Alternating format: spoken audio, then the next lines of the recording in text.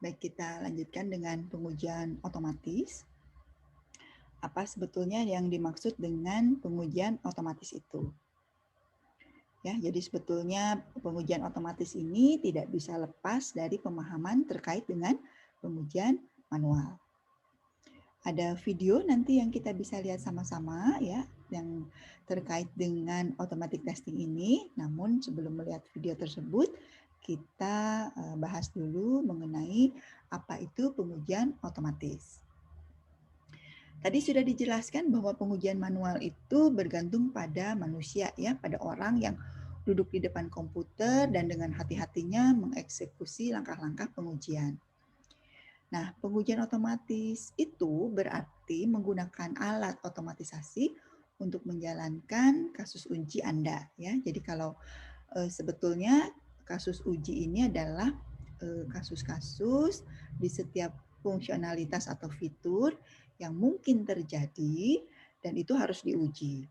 Kasus uji di manual testing dan otomatis testing itu sebetulnya sama ya. Jadi kita akan berangkat dulu dari menetapkan kasus uji, barulah kita mengeksekusinya mau manual atau mau otomatisasi.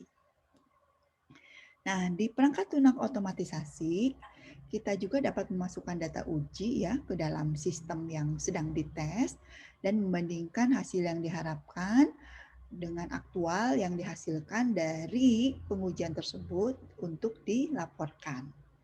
Jadi anak-anak ketika kita melakukan pengujian ya, kita mencari dulu apa sih kasus-kasusnya yang bisa kita uji. Lalu kita lakukanlah pengujian tersebut. Nah, pada saat melakukan pengujian tentu saja kita perlu data untuk mengujinya. Kita masukkan angka misalnya ya, angka 100 hasilnya seperti apa.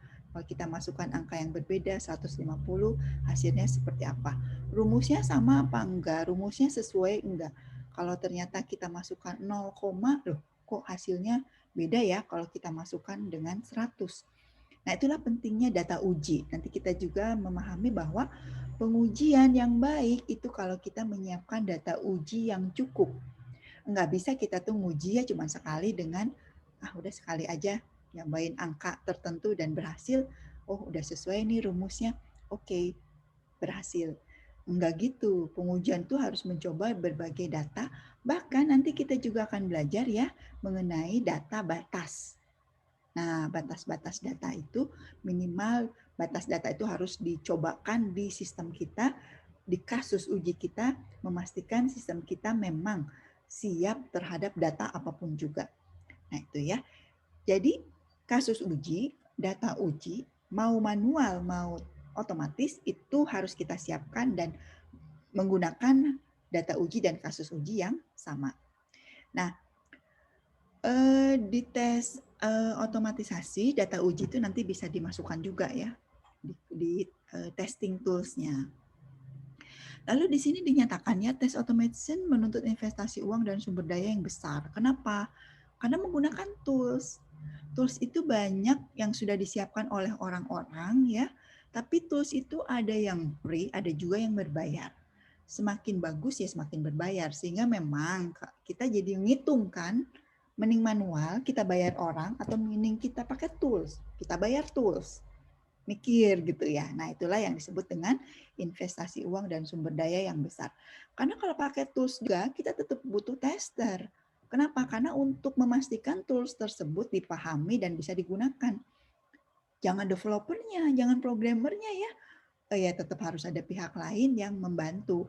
Kenapa jangan developernya? Saya pribadi memandang developer itu tugasnya apa? Ya bikin program gitu ya, bikin analis, bikin desain. Begitu testing dia harus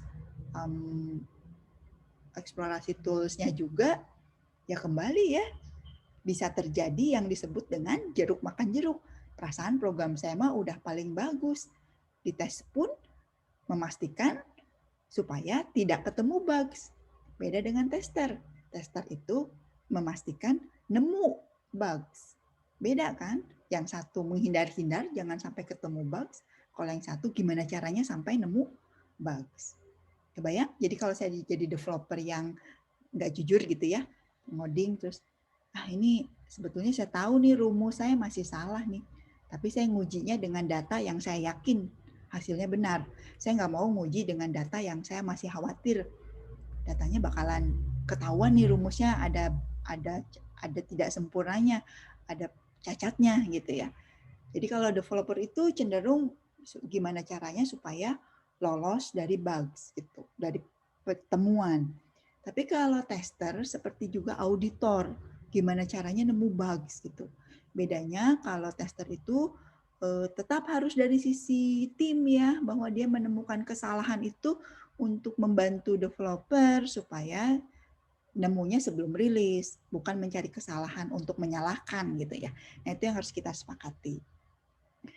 Nah jadi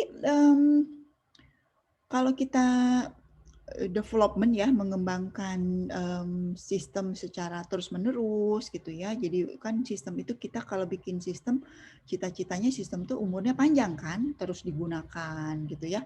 Kalau kita terlibat di dalam software house atau startup yang produknya itu terus digunakan ya, goalnya tuh di situ. Kita bikin program tapi nggak pernah dipakai, itu sebetulnya agak ya seperti kalau saya masak gitu ya, terus nggak dimakan, sedih gitu ya. Kan pengennya ketika masak tuh orang pakai gitu ya, makan terus besoknya masak lagi hal yang sama dan orang tetap seneng. Kan pengennya begitu. Sama development juga. Jadi jiwa kitanya harus begitu. Kadang banyak banget orang tuh yang penting bikin selesai ya udah gitu ya. Ya udah terserah, pokoknya saya udah dibayar. Nggak menjamin aplikasinya itu dikembangkan terus. Nah, jadi kalau kita mengembangkan terus-menerus, kita akan melihat bahwa nanti ngujinya juga itu-itu lagi gitu ya. Fiturnya diuji lagi, caranya sama. Terus berulang. Jadi ketika kita melihat bahwa ada pengulangan ya, caranya sama, kita bisa melakukan otomatisasi. Caranya adalah rangkaian pengujian yang berulang yang sama terus, kita rekam. Nah, rekam tersebut maksudnya ya dibuatkan skrip untuk menguji coba. Skrip itu ya potongan program ya. Skrip itu program pendek sih, tidak seperti codingan ya. Kenapa disebut scripting? Karena dia langsung dieksekusi. Nah itu untuk menjalankan testing ya. Jadi ya mungkin kalian nggak sempat sih ya belajar sistem operasi.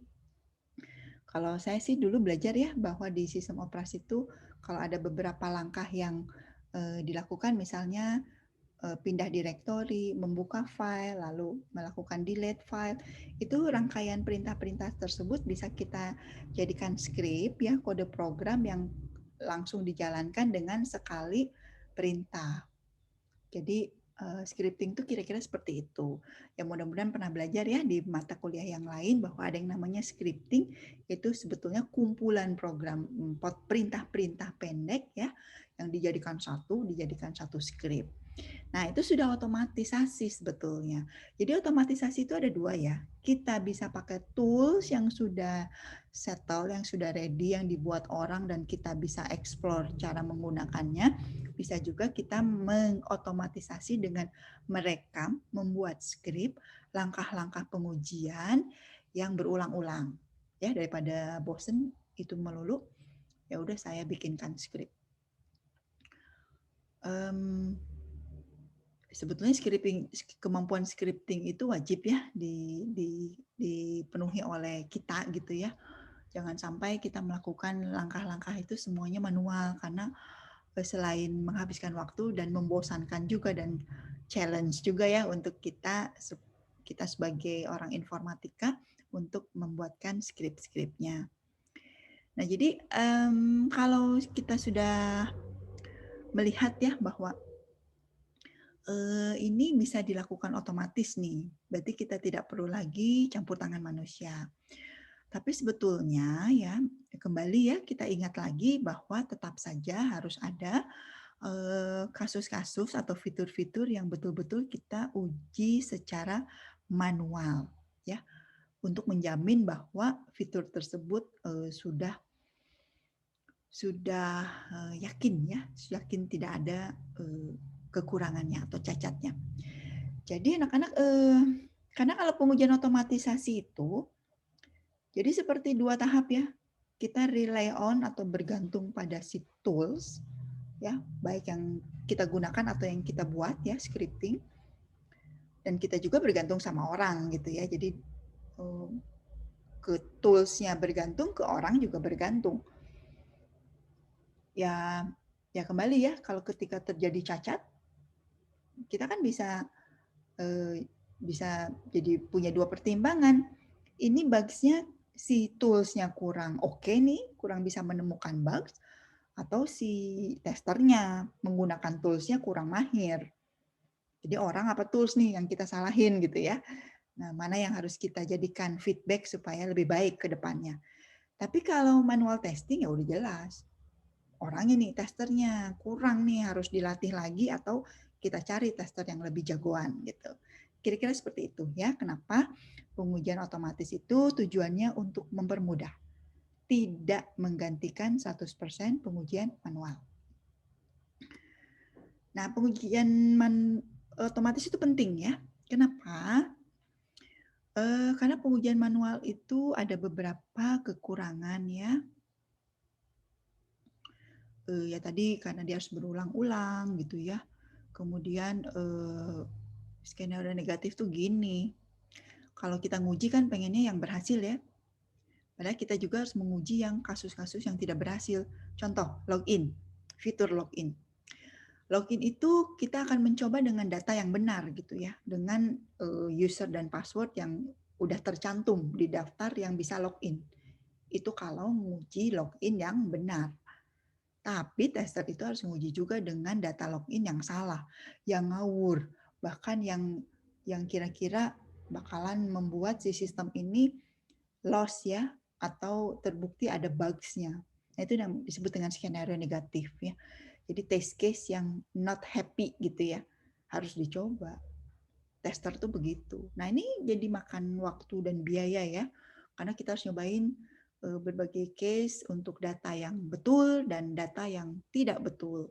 Bahkan data yang sifatnya betul-betul niatnya untuk mencari bugs gitu. Nah, jadi itu sebetulnya caranya sama gitu, cuma datanya beda. Kan kalau diulang-ulang bosan ya, kalau kita punya 100 user password nih, cobain satu-satu. Kemudian nyobain juga 100 user password yang tidak boleh masuk nih, karena sudah di-delete dari sistem, sudah di-delete dari keanggotaan. Dia nggak boleh login lagi. Kita nyobain satu-satu, 100 data. Capek banget kan dan bosan. Makanya itulah hal-hal seperti itulah, makanya kita perlu otomatisasi testing. Nah, ini juga kalau multibahasa ya, kebayang ya kalau sekarang kalau bikin situs kan minimal Inggris, Indonesia dan China ya biasanya ya. Itu juga kalau manual susah ya. Karena apa ya? Karena sebetulnya langkahnya akan sama karena fitur yang diujinya sama, tapi datanya berbeda karena data yang di-entry-nya harus sesuai dengan bahasanya. Maka itu menyulitkan, sehingga kalau otomatisasi diharapkan dia cukup membantu. Nah, pengujian otomatisasi itu untungnya atau enaknya ya bisa dilakukan tanpa intervensi manusia sehingga bisa dilakukan saat-saat manusia itu harusnya beristirahat misalnya malam gitu ya. Kebayang ya, jadi kalau tester kan kita nggak mungkin menyuruh dia kerja 24 jam, harus ada istirahatnya. Kalau otomatis enak, pakai tools tuh enak. Kita jalankan script, kita jalankan tools, kita tinggal tidur ya, testernya bisa tidur. Nah, itu keuntungannya ya, atau pentingnya. Dan otomatis juga bisa cepat. Ya kalau tester kan mungkin dia nguji, pada nguji dia terima telepon dulu, pada saat nguji dia balas WhatsApp dulu, pas nguji dia cek dulu sosmed, mungkin malah diseling main game. Wah, tester itu ya nggak bisa ditungguin ya, tapi dia kok lambat, yang ngapain aja, ternyata dia tidak fokus atau lain sebagainya. Kalau pakai tools kan enggak, pakai program kan enggak begitu ya. Program itu kalau disuruh jalankan script, jalanin aja. Dia nggak lirik-lirik WhatsApp dulu, nggak lirik-lirik dulu gamenya gitu ya, nggak ngelirik dulu sosmednya. Itu bisa lebih cepat daripada manual tester. Nah, tester juga bisa meningkatkan cakupan uji ya. Jadi kalau test case kita sebetulnya bikin kasus-kasusnya itu login ya. Kasus uji itu gini contohnya. login saya bilang ya. Kasus uji pertama adalah login kalau usernya benar, passwordnya benar. Berhasil harusnya. Kasus uji yang kedua adalah usernya benar tapi passwordnya salah. Nah itu harusnya nggak berhasil kan? Itu kasus uji yang kedua. Kasus uji itu kayak gitu. Jadi kita bisa punya banyak kasus uji untuk satu fitur. Kasus uji yang ketiga di username-nya salah, passwordnya benar. Harusnya nggak bisa juga kan? Kasus uji yang keempat, keduanya salah. Nah, berarti harusnya nggak bisa masuk. Kalau ada user dan password yang salah tapi masih bisa masuk, sistemnya berarti fail, ada cacat ya. Nah, itu baru contoh login. Belum lagi kalau kita kombinasi dengan yang kosong. Username-nya benar, password-nya kosong. Kok bisa masuk? Nggak boleh masuk nih. Nah, ada bugs nih. Kok bisa ya password-nya kosong bisa masuk? Yang gitu-gitu ya, itu kasus uji. Nah, kita dengan otomatisasi sebetulnya kita bisa juga membuatkan skrip-skrip untuk kasus uji yang lebih luas ya, lebih banyak lagi. Ya misalnya tadi untuk login saya nyobain tuh kombinasi usernya benar, passwordnya kosong. Usernya kosong, passwordnya benar. Usernya benar, passwordnya kosong. Nah itu macam-macam kasus uji itu kalau dilakukan oleh manusia dia capek. Tapi kalau oleh script, oleh tools, ya kita tinggal memasukkan aja data yang sebanyak mungkin. Kombinasi sebanyak mungkin, biarkan si tools itu yang menggunakan.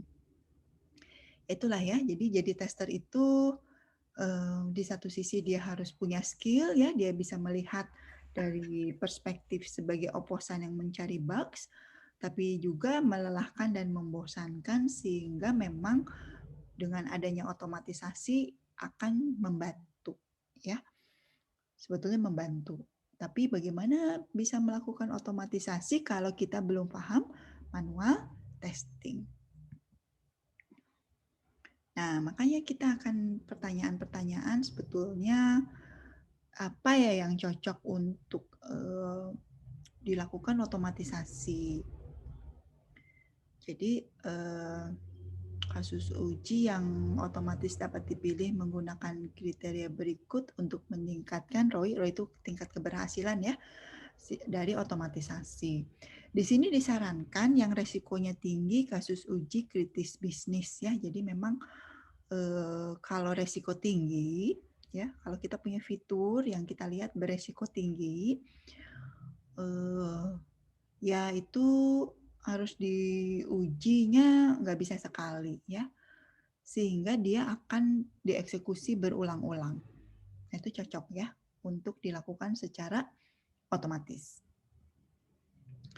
Bisa juga yang membosankan tadi ya, login aja bisa dicoba berulang-ulang karena harus dijamin semua yang login itu nggak boleh yang tidak tercantum di daftar username dan password gitu ya.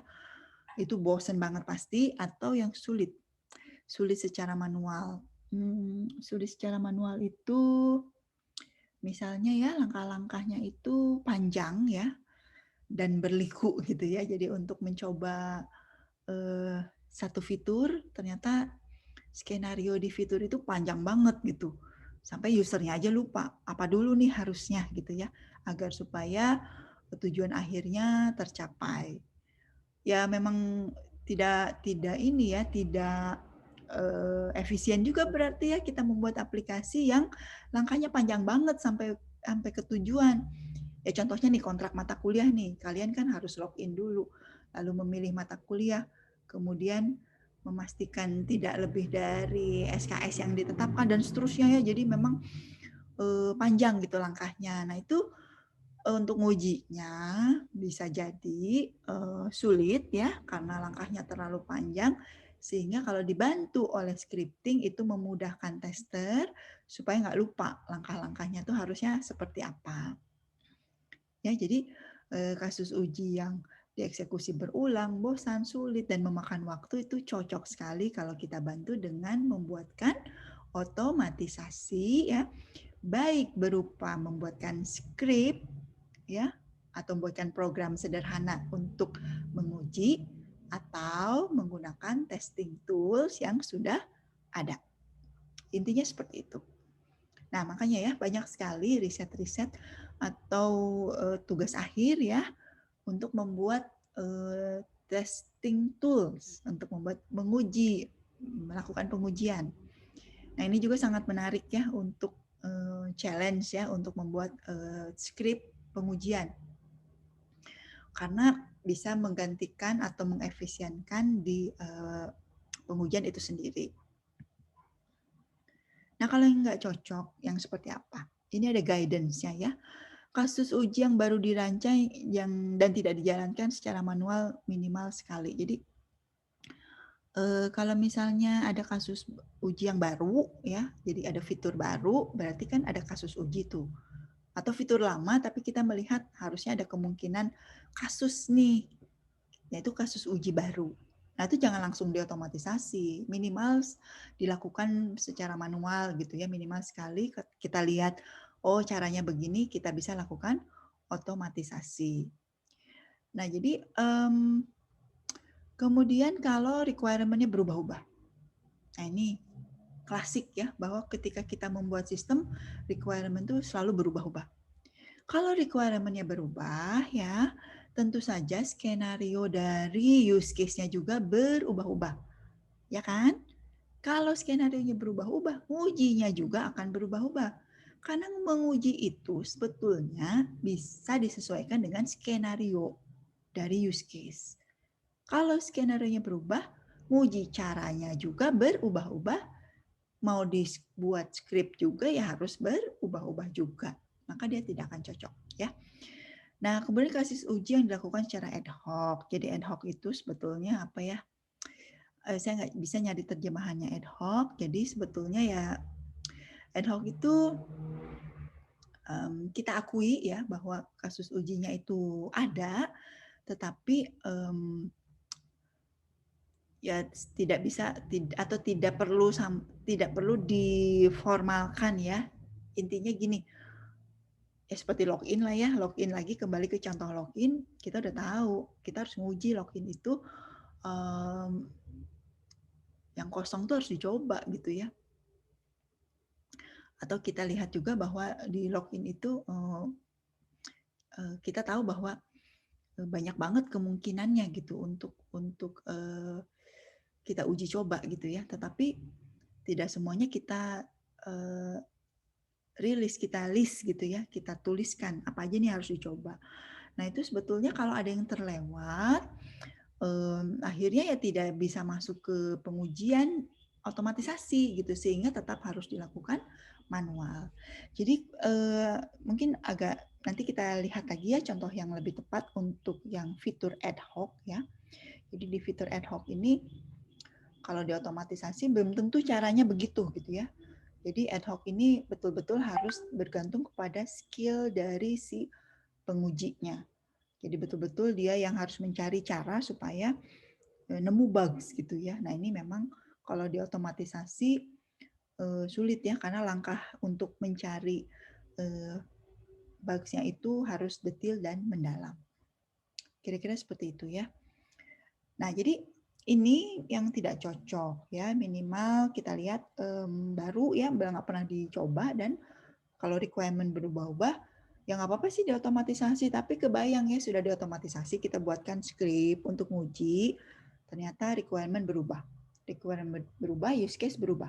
Use case berubah, skenario atau aksi reaksi, masih ingat ya, aksi reaksi berubah juga. Ya, skenario berubah, ya akibatnya scriptingnya juga akan berubah. Nah, kira-kira begitu. Kenapa kalau requirement-nya sering berubah, kita lupakanlah pengujian secara otomatisasi. Nah, di proses otomatisasi pengujian ada beberapa hal yang harus kita perhatikan. Pertama, tentu saja test tool selection. Jadi, untuk memilih tools yang tepat saja ya itu sudah satu pekerjaan. Kalau TA sih biasanya dari awal sudah diperintahkan oleh dosen pembimbingnya ya, kamu pakai JMeter. Tolong uji website situ Unpas pakai JMeter. Toolsnya JMeter. Udah kita sepakati. Jadi tidak perlu lagi ada diskusi seleksi. Kenapa pakai JMeter? Kenapa nggak pakai tools yang lain?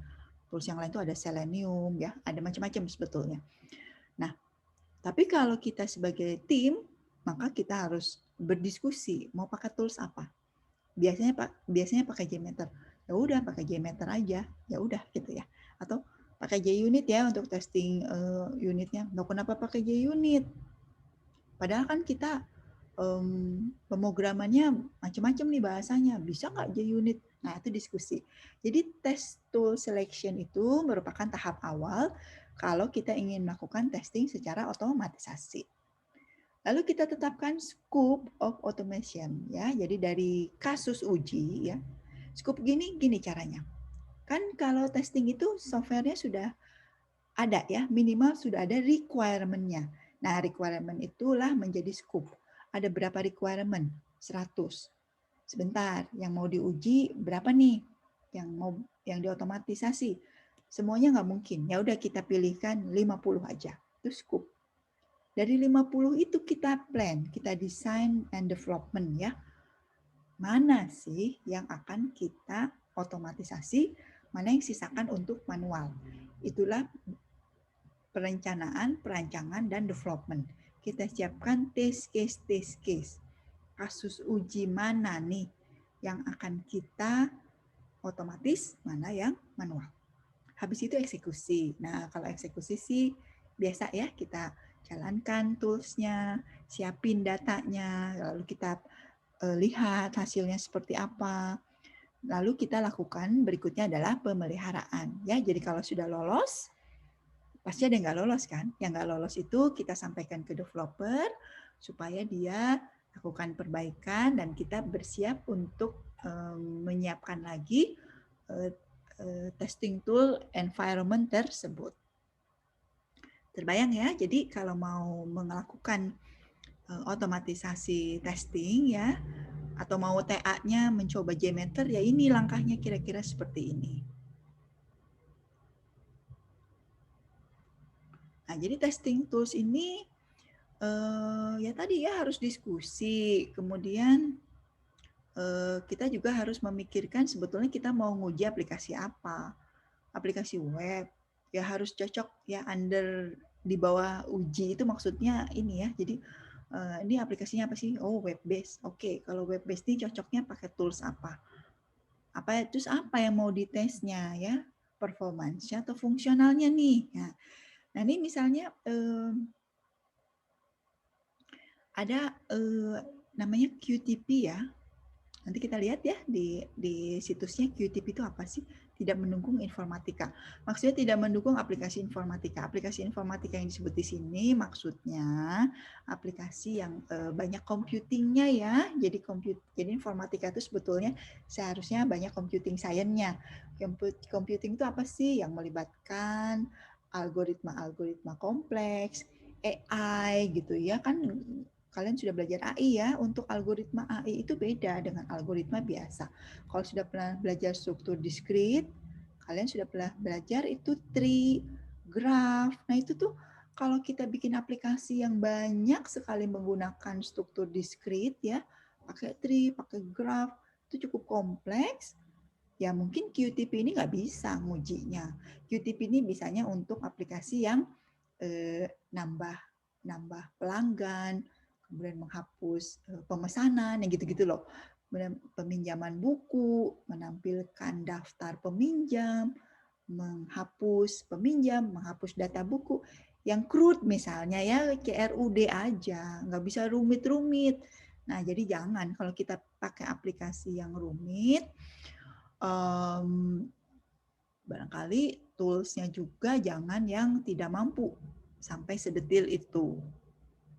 Ya, jadi jadi ramai ya untuk mendiskusikan pakai tools apa nih. Nah, itu mengkaji berbagai tools itu udah bisa jadi TA sendiri, mencari tools atau mengkaji tools testing. TA-nya hanya mengkaji itu. Sangat boleh karena nggak gampang ya mendiskusikan ada tools apa, cocok nggak kita gunakan. Nah, proof of concept of tool itu maksudnya gini ya. Jadi pada saat acceptance ini ya, jadi memang proof of concept itu maksudnya memastikan tools yang dipilih itu memang ada dasarnya gitu ya, ada kajiannya lah, proven. Jadi nggak cuma sekedar ada biasanya pakai itu atau sekedar ikut-ikutan yang lagi terkenal selenium, saya pakai selenium, sembari tidak melakukan kajian terlebih dahulu ya. Jadi tidak ada proof of concept of tool-nya gitu, apakah dia memang cocok atau tidak untuk digunakan di aplikasi yang kita bangun. Nah, jadi ini ya, kalau untuk ruang lingkup yang tadi saya beri contoh, kalau kita menguji itu harus sudah tahu fiturnya apa aja yang mau dibangun dan apa aja yang mau diuji. Sehingga kita memilih nih, apa aja nih. Jadi biasanya sih kita pilih, kita sorot ya fitur yang penting. Sudah tahu ya fitur penting atau kurang penting. Semua fitur itu penting, tapi ada yang sangat penting, ada yang penting-penting aja. Saya nyebut CRUD, CRUD itu sebetulnya penting, tapi kalau CRUD itu, CRUD itu sebetulnya bisa dengan apa ya, atau setter getter lah. Kalian sudah tahu ya setter getter itu untuk nambah, untuk mengambil, nampil dan input itu kita anggap ya oke, sudah terbiasa ya, tidak terlalu urgent, tidak penting. Fitur penting itu misal ya, kalau pembayaran kita harus mengecek dulu virtual akun. Nah, itu sulit ya. Jadi banyak nih mahasiswa yang ketika bayar SPP salah virtual akun karena generate virtual akunnya itu ya anaknya aja sih tidak terbiasa. Padahal generate virtual akun itu sebetulnya fitur yang gampang-gampang susah ya. Gampang karena sebetulnya dia cukup mengenerate angka ya, tetapi susah karena angka tersebut harus unik, nggak boleh ada yang sama, nanti salah bayarnya. Nah itu, jadi kita cari fitur yang penting di aplikasi kita.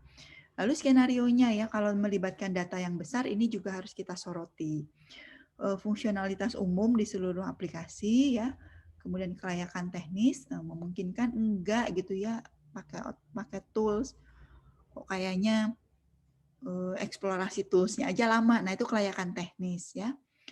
Dan apakah memang ada yang bisa digunakan kembali, kemudian kompleksitas kasus uji, kemudian kalau misalnya pengen nyoba berbagai browser gitu ya. Nah, ini kita tetapkan. Jadi yang disebut dengan menetapkan lingkup, ini diskusi-diskusi kira-kira kita akan melakukan pengujian apa aja, seperti apa. Ini contoh ya, lintas browser. Sebetulnya udah wajib kalau kita bikin web-based application, kita harus menjamin web kita bisa dijalankan di browser apa aja. Nah ini kan kebayang ya, kita nyobain fitur pertama di Chrome, cobain lagi di Firefox, cobain. Padahal yang dicoba itu terus. Tapi karena browsernya beda, kita harus nyoba. Di Safari gimana? Padahal fiturnya itu terus gitu ya. Nah jadi kebayanglah pekerjaan testing ini banyak hal yang harus kita sepakati mana yang akan diotomatisasi. Kalau di perancangan, desain, dan development itu sudah terbayang ya. Jadi kalau sudah sepakat lingkupnya, kita menetapkan rencana. Mau kapan, mau berapa lama, berapa minggu. Siapa aja nih yang ditunjuk sebagai yang mencoba atau menjadi penguji ya. Nah ini jadi kita siapkan jadwal, siapkan juga kalau buat skrip ya. Lalu siapkan juga kapan bikin skripnya, kapan eksekusi skripnya. Lalu kita siapkan juga nanti hasil pengujiannya mau dilaporkan seperti apa. Kita siapkan template laporannya. Nah, kira-kira begitu ya. Jadi pekerjaan testing ini seru gitu ya. Apalagi kalau melibatkan tools. Jadi meskipun kita nggak ngoding, bukan kita yang bikin database, bukan kita yang bikin use case, tapi kita menyiapkan juga pekerjaan tersendiri, termasuk juga menyiapkan script ya, codingan script itu untuk mengotomatisasi fitur-fitur yang harus dicoba berulang-ulang, padahal cara mencobanya gitu-gitu aja, sama. Klik ini, klik itu, menyimpan apa, klik save, dan lain sebagainya. Langkahnya itu seperti di skenario use case sama aja. Sehingga memang bisa dilakukan pembuatan script ya untuk mengotomatisasi langkah-langkah tersebut. Nah, pada saat eksekusi, ya skripnya dijalankan ya. Jadi jangan lupa skrip itu dijalankan dan skrip itu harus bisa membaca data uji. Dipastikan ya data ujinya bisa baca oleh script sehingga memang bisa diujikan. Kalau setelah diuji, dieksekusi, ada laporan. Ya, testing ini justru kekuatannya di laporan testingnya. Laporan testing mau manual, mau otomatisasi, sebetulnya secara format sama aja. Tetapi tentu saja kalau laporan otomatisasi harus ada penjelasan, ini dilakukan secara otomatisasi. Nah, jadi eksekusi dapat dilakukan menggunakan alat otomatisasi secara langsung atau melalui alat uji manajemen yang akan memanggil alat otomatisasi.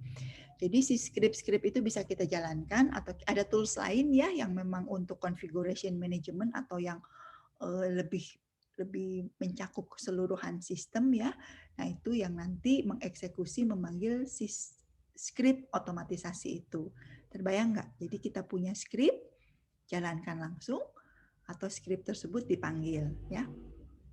Nah, jadi ini misalnya ya, ini contoh pusat quality center ya, alat uji manajemen yang pada gilirannya akan memanggil QTP untuk menjalankan script otomatisasi. Script dapat dijalankan dalam satu mesin atau sekelompok mesin. Eksekusi bisa dilakukan malam hari untuk menghemat waktu. Nah, jadi kebayang ya, jadi ketika nguji kan kita tadi sudah sepakat ya, makin sering diuji quality software makin terjamin. Sehingga menguji itu tidak bisa hanya di satu mesin. Saya pakai MacBook, sistem operasinya berbeda dengan yang Unix dan Windows ya. Nguji sistem, kalau kita bikin aplikasi yang bukan web based, seharusnya diuji di berbagai platform. Nggak bisa saya bilang, jalan kok di laptop saya gitu ya. Kok di laptop Bapak nggak jalan ya? Laptop Bapak aja yang salah. Nggak bisa gitu ya. Nggak bisa, tester itu atau developer ya ngeles gitu ya. Itu kita nyebutnya ngeles. Jalan di saya, kok di Bapak enggak? Bapaknya nih laptopnya kurang update, harusnya ganti. Nggak bisa gitu ya. Jadi kita yang harus memastikan penguji itu di berbagai mesin. Makanya capek tester itu. Tapi tester ini penting supaya developer tidak disalahkan gitu ya. Jadi tester tuh mendampingi developer, jangan sampai seolah-olah fiturnya lah yang bermasalah, bukan environment-nya ya, mesinnya. Nah, itu tugasnya tester. Sehingga memang ada alat yang disebut alat uji manajemen ya, manajemen tools gitu ya. Kalau kita bikin software house dengan software yang kompleks, banyak tuh tools-nya yang mengontrol manajemen software. Alat itulah yang memanggil software otomatisasi. Kira-kira kayak gitu ya, mudah-mudahan terbayang ya. Jadi tester itu seru, tapi memang capek dan semakin dia mahir, dia bisa menyiapkan otomatisasi, semakin dia mahir, dia udah tahu celah-celah mana yang harus diuji dan lain sebagainya ya. Ada konsultan software house yang khusus melakukan layanan testing. Ada ya, karena dia sudah tahu cara melakukan testing itu seperti apa. Nah ini ya kalau pemeliharaan, ini kok naskah, maksudnya script ya, naskah otomatisasi itu maksudnya script. Ini kembali kalau kita membayangkan sistem itu sudah berjalan dan kita maintain. Di dalam siklus maintenance ada yang namanya perfektif. Perfektif itu menambahkan fitur baru agar supaya si software ini semakin sempurna bisa dijalankan ya, semakin komplit gitu requirement-nya. Nah, jadi memang kalau ada fungsionalitas baru ditambahkan ke sistem yang diuji, maka skripnya juga harus ditambahkan ya, ditinjau ulang dan ya terus aja begitu. Setiap ada fitur baru ke dalam sistem, kita harus menyiapkan kasus ujinya dan kita siapkan juga naskah atau skripnya ya supaya bisa dilakukan otomatisasi. Nah, jadi begitulah siklusnya ya. Kembali kita berbicara mengenai software yang memang dioperasikan ya di jalan dan software tersebut terus dipelihara, di-maintain sehingga fitur baru nambah terus, fitur baru nambah terus. Terbayang ya, jadi itulah siklus hidup software sehingga perlu juga siklus hidup testingnya, mendampingi terus-menerus. Nah, mudah-mudahan terbayang terkait pengujian otomatisasi ya. Jadi manfaatnya tadi bisa cepat, kemudian bisa luas dan handal ya. Karena kalau tester itu mungkin saat ini dia jagoan, tapi kemudian dia sakit, capek gitu ya, atau ngantuk, begadang sehingga dia tidak teliti. Nah, jadi kehandalannya berubah-ubah. Jadi kalau pakai scripting dia konsisten. Sehingga waktu dan biaya juga bisa hemat ya, karena script itu bisa dijalankan malam hari, tools itu bisa dijalankan malam hari, sementara kalau tester kita harus nungguin dulu dia tidur, baru besok kita bisa nanya, mana hasil testingnya, ada error nggak, sini saya perbaiki. Nah, kurang lebih seperti itu. Jadi intervensi manusia tidak diperlukan, sehingga efisiensi bisa dicapai, demikian juga dengan akurasi. Ya, mudah-mudahan terbayang kenapa kita perlu mempelajari otomatisasi testing dan bagaimana sih melakukan otomatisasi itu. Ya, jadi kita juga keuntungannya ya kalau kita sudah memiliki skrip uji itu bisa digunakan kembali di berbagai testing berikutnya ya. Jadi akan semakin sering, semakin teliti. Kemudian kalau sudah sering di testing, lebih cepat kan, sehingga produk bisa segera dirilis. Karena kita tidak perlu menunggu tester untuk mengecek semua. Kebayangkan bolak-balik tester tuh ngecek, tapi dia malam tidur dulu. Pagi dia selesai, lalu dia berikan ke developer, developernya memperbaiki. Tapi tidur dulu gitu ya, terus testing lagi, testing lagi oleh tester, ngetesnya sore ke malam, tengah malam dia ngasih ke developer, ini loh perbaiki.